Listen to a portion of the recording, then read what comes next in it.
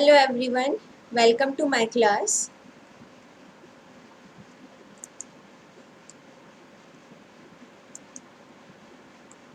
Before going ahead, I would like to tell about myself. Friends, मैंने MSc और PhD किया है IIT Bombay से. Okay, and before entering into MSc Biotech, I appeared for several MSc entrance exams. Okay, including IIT JAM, JNU CEEB, ICAR, IISc, TIFR. I have cracked all of these exams. Okay, JNU CEB with All India rank of 32, ICAR with All India rank of 35. I have cleared IISc and TIFR also. Okay, all of these exams I have cleared in the same year, just after finishing my graduation. Okay, after graduation I appeared for again exams for PhD entrance exams, and I scored very high, a very good rank in both the GATE Life Sciences and CSI Energy. Currently, I am teaching on an academy. I am teaching biotechnology and chemistry for all of those students who are planning to appear for IIT JAM Biotechnology next year, and all of those students who are planning to appear for MSc entrance exams this year. Okay, so in today's session, I will cover an important topic from the perspective of exams, vitamins and hormones. Okay, so starting with the cofactor and coenzyme, because various of vitamins are actually coenzymes. Okay, so what are coenzymes? What are cofactors? Actually, जो enzymes होते हैं, ठीक है, enzymes are basically made up of proteins, amino acids के बने हुए होते हैं, ठीक है. इनमें नॉन प्रोटीन पार्ट भी होता है. उस नॉन प्रोटीन पार्ट को हम कोफैक्टर बोलते हैं, ठीक है. And cofactor is necessary for enzymes proper functioning, ठीक है. दो तरीके के कोफैक्टर्स होते हैं, inorganic ions, for example zinc, copper, manganese, magnesium, iron, all of these come under inorganic ions. Another class is organic molecules. These organic molecules are called as coenzymes. तो ऐसे cofactor जो ऑर्गेनिक मॉलिक्यूल्स हैं उनको हम coenzymes बोलते हैं. So this is the definition. Most of the coenzymes are actually vitamins और derived from vitamins. Vitamin के डेरिवेटिव्स होते हैं. Now vitamins are organic compounds that are very essential in small quantity, in trace amount. ठीक है, हम ज़्यादा quantity में नहीं ले सकते हैं विटामिन्स को, because it will cause another condition which is very serious condition which is called as vitaminosis. ठीक है, तो ये कम अमाउंट में ही ज़रूरी होते हैं, लेकिन बहुत ज़्यादा ज़रूरी होते हैं for the proper maintenance of normal metabolism. ठीक है, मेटाबॉलिज्म को कंट्रोल करने के लिए. मेटाबॉलिज्म को कैसे कंट्रोल करते हैं? Because they are the coenzymes of enzyme which are taking part in various biochemical pathways. ठीक है, they are generally can not be synthesized inside our body. ठीक है, तो इसलिए इनको हम डाइट के थ्रू लेते हैं, through the food. Absence or deficiency of a vitamin will cause several symptoms, several diseases which are vitamin deficiency diseases. Okay, and recently in the first half of the 20th century, major focus was on the vitamins. What are the functions, how they are affecting our body metabolism, how their deficiency is appearing as the symptoms. ठीक है, तो अलग अलग organisms की अलग अलग synthetic abilities होती हैं. कुछ ऑर्गेनिजम्स अपनी बॉडी में इजीली ये विटामिन को सिंथेसाइज कर जाते हैं. कुछ ऑर्गेनिजम्स, कुछ animals, they can not synthesize certain vitamin inside their body. ठीक है, तो विटामिन एक्चुअली जो टर्म है वो अलग अलग स्पीशीज़ के लिए, अलग अलग ऑर्गेनिजम्स के लिए अलग अलग तरीके से डिफाइन रहती है, क्योंकि किसी एक ऑर्गेनिज्म में वो मॉलिक्यूल सिंथेसाइज नहीं हो रहा है इसलिए वो विटामिन कहलाता है. किसी और ऑर्गेनिज्म में वो मॉलिक्यूल सिंथेसाइज हो रहा है, that is why it will not be called as vitamin, right. Okay, so there are majorly 2 types of vitamins. ठीक है, अब विटामिन्स का कैसे क्लासिफिकेशन होता है? Fat soluble and water soluble. Water soluble का याद रखो, बी एंड सी. बी और सी जो विटामिन है, विटामिन बी और विटामिन सी, ये होते हैं वाटर सोल्यूबल. फैट सोल्यूबल बाकी सारे फैट सोल्यूबल में आते हैं. ए हो गया, डी, ई एंड के, ये सारे फैट सोल्यूबल हैं. फैट सोल्यूबल विटामिन कौन से होते हैं? जो कि हाइड्रोफोबिक होते हैं, उनमें हाइड्रोकार्बन का स्ट्रक्चरल कंपोनेंट होता है. इनमें 1 और 2 ऑक्सीजन एटम्स भी प्रेजेंट होते हैं, but entirely they are non polar. They are non polar, they are hydrophobic. ठीक है,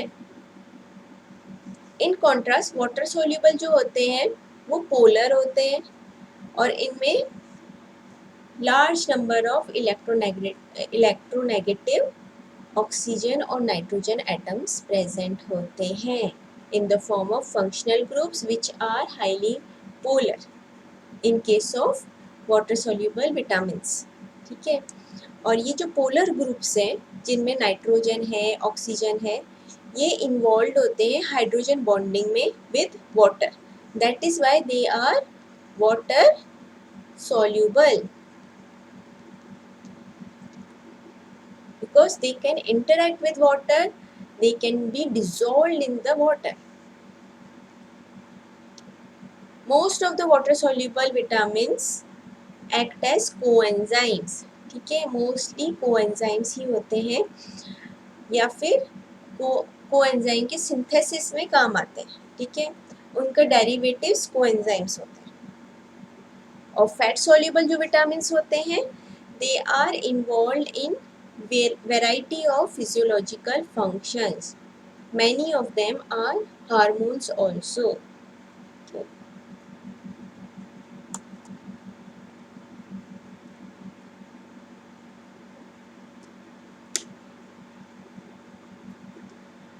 Fat soluble vitamins and physiological functions. ठीक है, विटामिन ए जो कि फैट सोल्यूबल है. ठीक है, विटामिन ए इज रेटिनॉल. ठीक है, इसको रेटिनॉल भी बोलते हैं, इसका जो केमिकल कंपाउंड है. And it is used in the formation of visual pigments. Vision के लिए ज़रूरी है, तो इसलिए इसकी डेफिशिएंसी की वजह से हमें कौन सा डिजीज़ हो जाता है? Night blindness. और कंटिन्यूस डेफिशिएंसी से कंप्लीट ब्लाइंडनेस भी हो सकता है. नेक्स्ट है विटामिन डी. ठीक है, cholecalciferol. It increases the body's ability to absorb calcium and phosphorus. ठीक है, तो जब भी you have a bone problem or something, if a doctor says कि आपको कैल्शियम की कमी है, तो कैल्शियम को खाली नहीं लिया जाता है, कैल्शियम को हमेशा विटामिन डी की प्रेजेंस में लिया जाता है. क्योंकि अगर खाली कैल्शियम लेते हैं तो वो एब्जॉर्ब नहीं होता. कैल्शियम के एब्जॉर्प्शन के लिए विटामिन डी ज़रूरी है, for the absorption of calcium. ठीक है, तभी आपकी जो बोन्स है वो मजबूत हो पाएंगे. डेफिशिएंसी सिम्टम क्या है? ओस्टियोमैलेशिया, ठीक है, it is a disease in which softening of bones occur, bones वो सॉफ्ट हो जाते हैं. It is also known as rickets in children, children में जब होता है ये तो इसको रिकेट्स बोलते हैं, एडल्ट्स में होता है तो ओस्टियोमैलेशिया. नेक्स्ट आ गया vitamin E, tocopherol. It is a fat soluble antioxidant, fat soluble है ये. और एंटीऑक्सीडेंट, एंटीऑक्सीडेंट का क्या फंक्शन होता है? एंटीऑक्सीडेंट का फंक्शन होता है रिएक्टिव ऑक्सीजन स्पीशीज से प्रोटेक्ट करना, ROS से प्रोटेक्ट करना, ठीक है. तो इसलिए, और जो रिएक्टिव ऑक्सीजन स्पीशीज होती है it damages the cell membrane, membrane lipids जो होते हैं ना उनको, उनसे ये इंटरेक्ट करके फ्री रेडिकल बना देता है, ठीक है. तो लिपिड्स को डैमेज करता है बेसिकली. एंड विटामिन ई जो है इसको न्यूट्रलाइज कर देता है. Okay, so it is important antioxidant present within our cells. Now coming to the vitamin K. What is vitamin K? It is also known as phylloquinone. Okay, its chemical name is phylloquinone. It is used in the blood clotting. Okay, formation of prothrombin, which is a key enzyme in the blood clotting. Prothrombin के formation के लिए ज़रूरी है vitamin के, ये एक clotting factor होता है. टोटल 13 क्लॉटिंग फैक्टर्स होते हैं. इसकी डेफिशिएंसी से क्या होगा? क्लॉट नहीं बन पाएगा या फिर क्लॉट बनने में बहुत ज़्यादा टाइम लगेगा, ठीक है. तो it increases the time required to clot the blood, ठीक है. तो डेफिशिएंसी से क्या होएगा? डेफिशिएंसी से इंक्रीज हो जाएगा time required for blood clotting, ठीक है. नेक्स्ट आता है विटामिन जो कि वाटर सॉल्यूबल है. कौन से वाटर सॉल्यूबल थे विटामिन्स? बी एंड सी, ठीक है. अब बी में भी बहुत तरीके के विटामिन्स होते हैं, B1, B2, B3, B6, vitamin B12, biotin, folic acid, pantothenic acid which is also called as B5, और विटामिन सी जो कि दूसरा वाटर सॉल्यूबल विटामिन है. Okay, अब coming to the vitamin B1, it is also called as thiamine, ठीक है. अब इसका जो कोएंजाइम फॉर्म होता है, ठीक है, ये एक्चुअली कोएंजाइम, इनके जो डेरिवेटिव्स होते हैं वो कोएंजाइम की तरह फंक्शन करते हैं अलग अलग एंजाइम्स के लिए, ठीक है. फॉर एग्जांपल थायामीन का जो विटामिन है, थायामीन जो है इसका एक डेरिवेटिव होता है थायामीन पायरोफॉस्फेट, ठीक है. इस पे फॉस्फेट ग्रुप अटैच्ड है और ये कोएंजाइम की तरह फंक्शन करेगा. कौन से एंजाइम के लिए? डी कार्बोक्सिलेज एंजाइम के लिए. डी कार्बोक्सिलेज एंजाइम का ये कोफैक्टर होता है. इसका डेफिशिएंसी डिजीज है बेरीबेरी. विटामिन B2 राइबोफ्लेविन भी बोलते हैं. इसका कोएंजाइम फॉर्म होता है FMN और FAD. किस में काम आता है ये? रिडॉक्स एंजाइम्स में, ठीक है, जिसमें कि हाइड्रोजन एटम्स इन्वॉल्व है, ठीक है. तो देखो FMN, FAD, FADH2 बनता है, राइट. तो ये किस में काम आते हैं? जो उन एंजाइम्स में जो कि रिडॉक्स रिएक्शंस में इन्वॉल्व है. Coming to the vitamin B3, इसको निएसिन भी बोलते हैं, निकोटिनेमाइड एडेनिन डाइन्यूक्लियोटाइड NAD या NADP, nicotinamide adenine dinucleotide phosphate, ठीक है. तो NAD हो गया, NADP हो गया. तो रिडॉक्स रिएक्शन में क्या होता है? NADH2 बनता है, NADPH2 बनता है. तो again they are also involve in oxidation reduction reaction involving hydride ion. इसलिए हाइड्राइड आयन में इन्वॉल्व होते हैं। डेफिशिएंसी डिजीज है पेलेग्रा। अब विटामिन B6 जो होता है इसको पायरिडॉक्सिन भी बोलते हैं। इसका जो कोएंजाइम फॉर्म है वो है पायरिडॉक्सिल फॉस्फेट। पायरिडॉक्सिल फॉस्फेट जो है वो बहुत सारे रिएक्शंस के एंजाइम्स में काम आता है, स्पेशली जिनमें ट्रांसफ़र हो रहा है अमाइनो ग्रुप का। ठीक है, जो भी रिएक्शन जिनमें अमाइनो ग्रुप का ट्रांसफ़र होता है उसमें पायरिडॉक्सिल फॉस्फेट यूज़ होता है as a coenzyme. Another is vitamin B12, इसको साइनोकोबालामीन भी बोलते हैं। ठीक है, इसका जो कोएंजाइम फॉर्म है वो है मिथाइल कोबालामीन। ठीक है, या फिर डीऑक्सी एडिनॉक्सिल कोबालामीन। ये उन एंजाइम्स का कोएंजाइम होता है जो कि इंट्रामोलिकुलर रीअरेंजमेंट रिएक्शंस को कैटलाइज करते हैं। मतलब इंट्रामोलिकुलर रीअरेंजमेंट हो रहा है। एग्जाम्पल, हाइड्रोक्सिल ग्रुप जो है वो एक पोजीशन से दूसरी पोजीशन पे शिफ्ट हो रहा है। अमाइनो ग्रुप है वो एक पोजीशन से दूसरी पोजीशन पे शिफ्ट हो रहा है with in the same molecule, एक ही मॉलिक्यूल के अंदर। ठीक है, और इसके डेफिशिएंसी डिजीज होता है पर्निशियस एनीमिया। ठीक है, पर्निशियस एनीमिया किसकी डेफिशिएंसी से होता है? साइनोकोबालामीन की। नेक्स्ट आता है बायोटीन। बायोटीन ऐसा का ऐसा ही कोएंजाइम की तरह वर्क करता है for carboxylation reactions.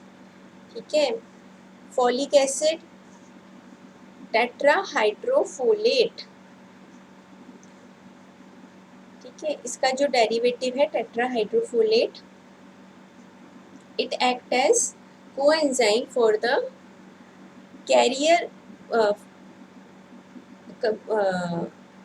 it is acting as the carrier for one carbon unit such as formyl group। देखो जो रिएक्शंस एक कार्बन यूनिट का, वन कार्बन यूनिट का ट्रांसफ़र इन्वॉल्व करती है, मतलब जिसमें कि ट्रांसफ़र हो रहा है सिंगल कार्बन यूनिट का from one molecule to another molecule. Okay, तो उन रिएक्शंस में कार्बन को कैरी करने वाला जो मॉलिक्यूल होता है वो होता है टेट्राहाइड्रोफोलेट। ठीक है, इसकी एब्सेंस में, इसकी डेफिशिएंसी से अगेन एनीमिया होता है। पेंटोथेनिक एसिड, इसका जो डेरिवेटिव है वो है coenzyme A, very well known coenzyme है। ठीक है, and it act as carrier of acyl group. Acyl group क्या होता है? असाइल ग्रुप होता है CH3CO ग्रुप। ठीक है, असाइल ग्रुप को ये कैरी करता है इन वेरियस रिएक्शंस। नेक्स्ट है विटामिन सी। ठीक है, vitamin C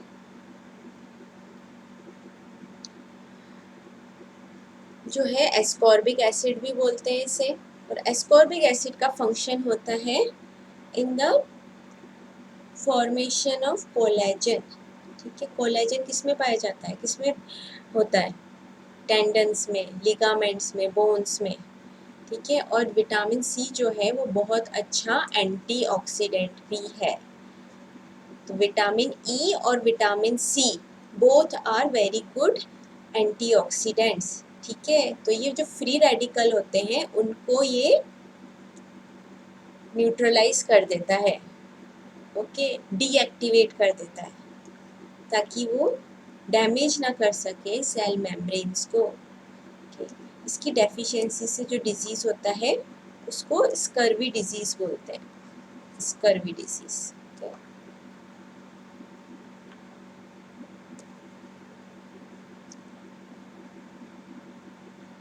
Now, vitamin C and E as well as provitamin beta carotene। Beta carotene किसका प्रिकर्सर है? विटामिन ए का। ठीक है, retinol. Provitamin beta carotene can act as antioxidants in the body. Okay, and they prevent the damage from free radicals. Free radicals क्या करते हैं? They are highly reactive because they have one unpaired electron. ठीक है, एक unpaired electron होता है जो कि बहुत ही रिएक्टिव है और वो किसी के साथ भी रिएक्ट करके न्यू फ्री रेडिकल बनाता है। एक काइंड ऑफ चेन रिएक्शन शुरू हो जाता है। ठीक है, तो एक जो है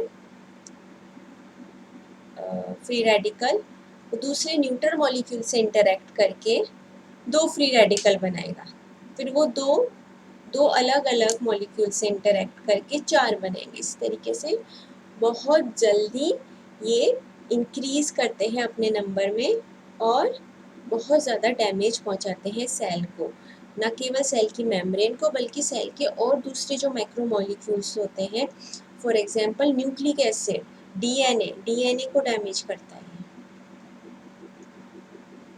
ओके, और जो फ्री रेडिकल्स होते हैं वो न केवल मेटाबॉलिक रिएक्शंस में बनते हैं बल्कि ये एनवायरमेंटल फैक्टर से भी बनते हैं, जैसे यूवी रेडिएशन। ठीक है, बहुत ज़्यादा हाई यूवी रेडिएशन से या फिर पॉल्यूशन से भी बॉडी में फ्री रेडिकल बनना शुरू हो जाते हैं। okay.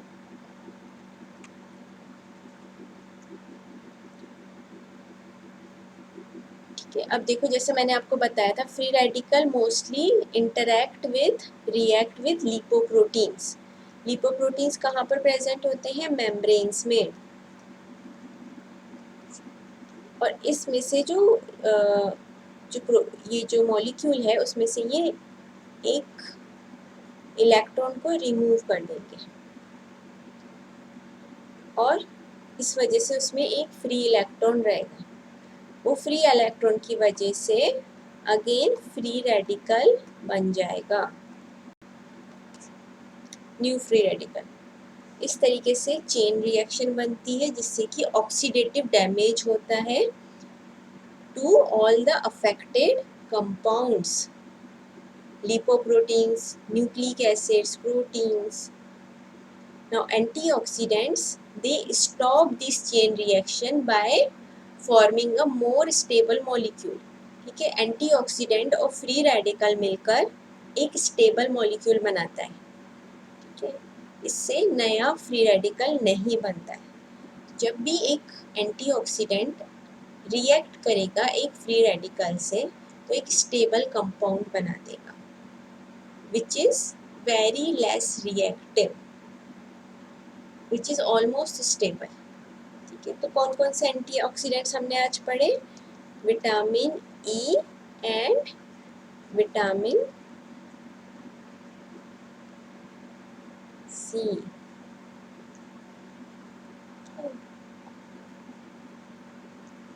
Now coming to our next topic, which is hormones.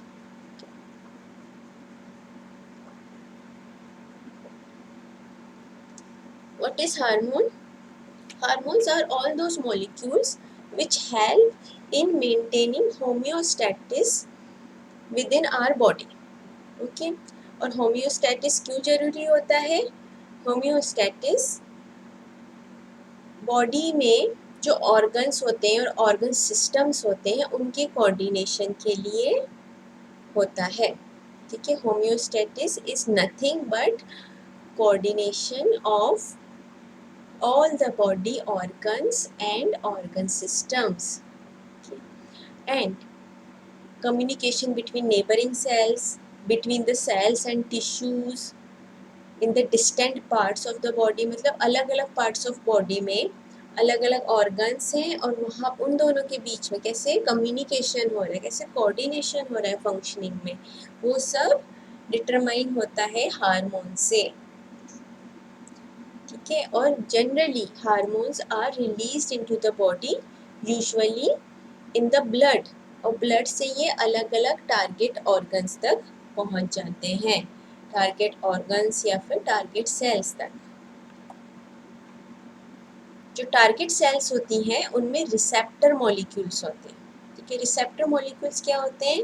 Special molecules होते हैं जो या तो सेल सरफेस पे होते हैं या फिर इंट्रासेलुलर होते हैं, जो इंटरैक्ट करते हैं सिग्नल से और एक इवेंट ऑफ रिस्पॉन्स स्टार्ट कर देते हैं। Okay, cells, tissues, organs that secrete hormones make the endocrine system। ठीक है, तो एंडोक्राइन सिस्टम में क्या है? वो सारी cells, organs, tissues which secrete the hormones. ठीक है, एग्जाम्पल हो गए एड्रिनल ग्लैंड। एड्रिनल ग्लैंड कौन कौन से हार्मोन्स प्रोड्यूस करता है? Epinephrine, nor epinephrine. ओके, ये क्या रेगुलेट करते हैं? ये रेगुलेट करते हैं स्ट्रेस, फाइट और flight hormone, right. Thyroid gland क्या प्रोड्यूस करते हैं? थायराइड हार्मोन्स प्रोड्यूस करते हैं जो कि मेटाबॉलिक रेट्स को कंट्रोल या रेगुलेट करते हैं।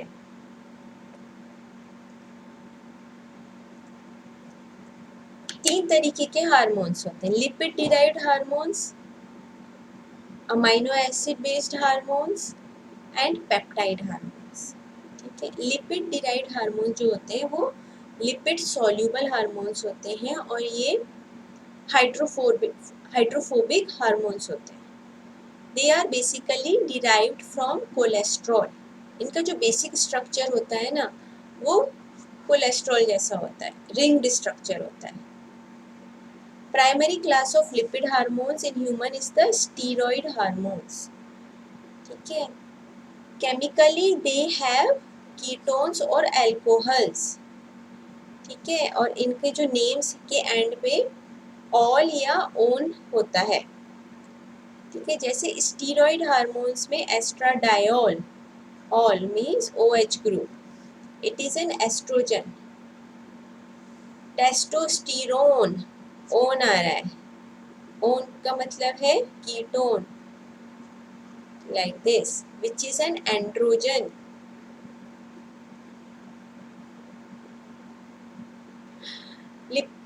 Other steroid hormones include aldosterone, cortisol। Okay, so they are actually secreted by adrenal gland। और adrenal gland कहाँ पर present होते हैं? adrenal glands किडनी के ऊपर present होते हैं और ये secrete करते हैं ये वाले hormones along with some other types of androgens। Steroid hormones are insoluble in water because they are lipid soluble, they are hydrophobic, that is why they are transported by transport proteins। ठीक है, protein के साथ जब complex बन जाता है तभी ये ट्रांसपोर्ट हो सकते हैं इन द ब्लड, वैसे नहीं हो सकते क्योंकि ब्लड का जो मेजर पार्ट होता है वो होता है वाटर और ये होते हैं हाइड्रोफोबिक। ठीक है, तो इनको ब्लड के थ्रू ट्रांसपोर्टेशन के लिए एक कैरियर मॉलिक्यूल की ज़रूरत होती है जिसके साथ ये कॉम्प्लेक्स कर सके, उनको बोलते हैं transport proteins. Cortisol has half life of 60 to 90 minutes. Half life का मतलब है कि कितने टाइम में half of the molecules will get degraded. ठीक है, एपिनेफ्रिन का कितना होता है? अप्रॉक्सीमेटली 1 मिनट, जो कि बहुत ही अनस्टेबल है। एपिनेफ्रिन एक अमीनो एसिड हार्मोन है जो कि बहुत ही ज़्यादा अनस्टेबल होता है। ठीक है, बिकॉज जो कॉर्टिसोल है, जो लिपिड डिराइव्ड हार्मोन्स होते हैं वो हमेशा कॉम्प्लेक्स की फॉर्म में रहते हैं विद द प्रोटीन, जिसकी वजह से ये स्टेबलाइज हो जाते हैं, इनकी स्ट्रक्चर स्टेबलाइज हो जाती है, इजीली डिग्रेड नहीं हो सकते, इसलिए इनका हाफ लाइफ बहुत ज़्यादा होता है as compare to amino acid derived hormones. देखो इस तरीके का स्ट्रक्चर, तो ये तो कोलेस्ट्रॉल का स्ट्रक्चर हो गया। ठीक है, और ये है testosterone which is an androgen and this is estradiol which is estrogen. इन दोनों में क्या डिफरेंस है? जस्ट एक CH3 यहाँ पर और एक यहाँ पर ओन है ये, because it is a ketone, this is ol, estradiol, this is OH, alcohol। Ol. This is ketone. On. Right. Now coming to next class of hormones, which is amino acid derived hormones.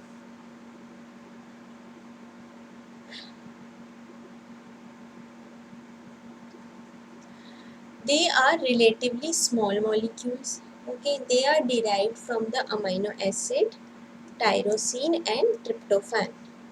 Okay, majorly tyrosine और tryptophan से derived होते हैं amino acid derived hormones. ठीक है, tyrosine और tryptophan ये कौन से अमीनो एसिड्स हैं?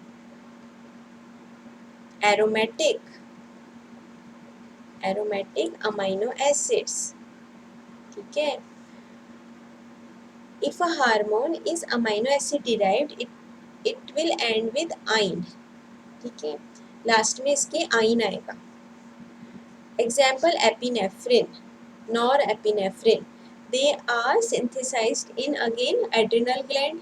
एड्रिनल ग्लैंड का जो मेडुला वाला पार्ट होता है उसमें ये सिंथेसाइज होते हैं.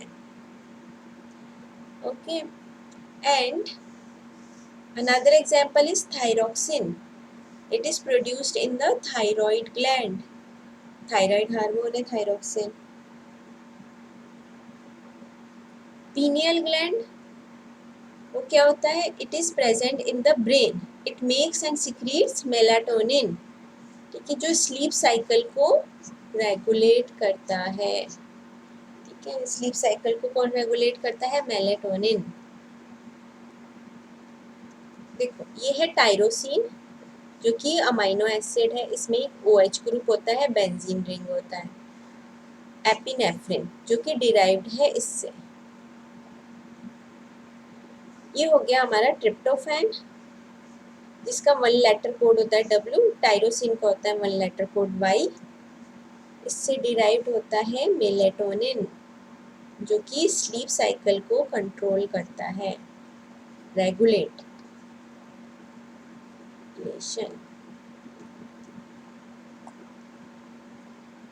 Now next class is peptide hormones. Okay.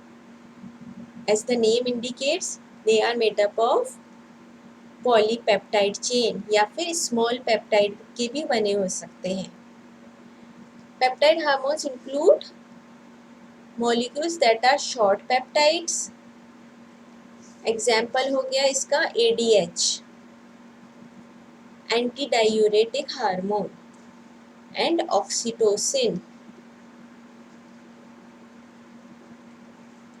They are produced in the brain and released into the blood in the posterior pituitary gland. ये posterior pituitary gland होती है. It is majorly a storehouse of various hormones coming from hypothalamus. ठीक है, तो hypothalamus से produce होके ये posterior pituitary gland में store हो जाते हैं. They also include small proteins. Example हो गए स्मॉल प्रोटीन्स का ग्रोथ हार्मोन. ठीक है, एंड फॉलिकल स्टिमुलेटिंग हार्मोन. जो ग्रोथ हार्मोन है it is produced by pituitary gland और फॉलिकल स्टिमुलेटिंग हार्मोन है that is also produced by pituitary gland. They also contain secreted peptides. Peptides की तरह कौन से होते हैं hormones? Insulin. Insulin is a peptide. It is stored within the vesicle in the sales. ठीक है, cell के अंदर ये वेसिकल्स में स्टोर्ड रहते हैं. Then they are released in response to stimuli such as high blood glucose levels in the case of insulin. ठीक है, तो मतलब हाई ब्लड ग्लूकोज लेवल जब होएगा बॉडी में ब्लड में तो इंसुलिन का सिक्रीशन स्टिमुलेट हो जाता है. Amino acid derived and polypeptide hormones are water soluble. Definitely they are water soluble and they are insoluble in the lipids. Lipids में ये insoluble होते हैं. They cannot pass through plasma membrane. ठीक है, जो लिपिड सॉल्युबल होते हैं वो प्लाज्मा मेम्ब्रेन को क्रॉस कर जाते हैं, लेकिन ये वाले जो हार्मोन है ये प्लाज्मा मेम्ब्रेन को क्रॉस नहीं कर सकते, दे कैन नॉट, क्योंकि प्लाज्मा मेम्ब्रेन जो होती है वो फॉस्फोलिपिड बाइलेयर की बनी हुई होती है, ठीक है, लिपिड्स होते हैं उसमें, और इसी वजह से इनके जो रिसेप्टर्स होते हैं वो सरफेस पे प्रेजेंट होते हैं, ठीक है। तो सेल की सरफेस पे रिसेप्टर्स प्रेजेंट होंगे तो इन मॉलिक्यूल्स को सेल के अंदर जाने की जरूरत नहीं पड़ेगी, वो सिर्फ रिसेप्टर से इंटरेक्ट करेगा जो कि प्रेजेंट है सेल मेम्ब्रेन पे, ठीक है। तो ये जो आया है सिग्नल मॉलिक्यूल वो रिसेप्टर से इंटरेक्ट कर रहा है, और रिसेप्टर यहाँ पर दूसरे प्रोटीन से इंटरेक्ट करके सिग्नल ट्रांसडक्शन कर रहा है। Okay, so that's all for today. That's all for all the types of different hormones and vitamins.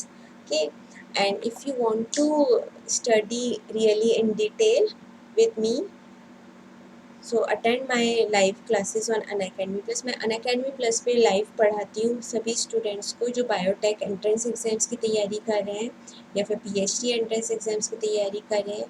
तो आपको अगर मेरी क्लासेस अटेंड करनी है तो आप यूज़ करो मेरा रेफरल कोड जो कि है वसुधा 9, ठीक है।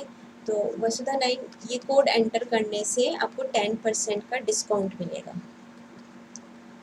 जैसे आप ये एंटर करोगे, टाइप करोगे in the referral box, referral code वाले बॉक्स में, तो आपको 10% डिस्काउंटेड प्राइस दिखाने लगेगा। सबसे ज़्यादा बेनिफिशियल जो होता है वो 12 मंथ्स का प्लान होता है, ठीक है। तो 12 मंथ्स का प्लान आपको अप्रॉक्सीमेटली 800 पर मंथ का पड़ेगा। 24 मंथ्स का भी प्लान होता है जो कि अप्रॉक्सीमेटली 500 पर मंथ का पड़ता है, ठीक है। तो ये वाला जो प्लान है ये सबसे ज़्यादा अच्छा होता है और सबसे ज़्यादा इकोनॉमिक भी है, और आपको सफिशिएंट टाइम मिलेगा, सारे आपको लाइव क्लासेस अटेंड करने का मौका मिलेगा और साथ ही साथ नोट्स को डाउनलोड करने का मौका भी मिलेगा। आप सारे एजुकेटर्स की क्लासेस अटेंड कर सकते हो। मैं केमिस्ट्री भी पढ़ा रही हूँ for IIT JEM biotechnology and biotech भी पढ़ा रही हूँ, ठीक है।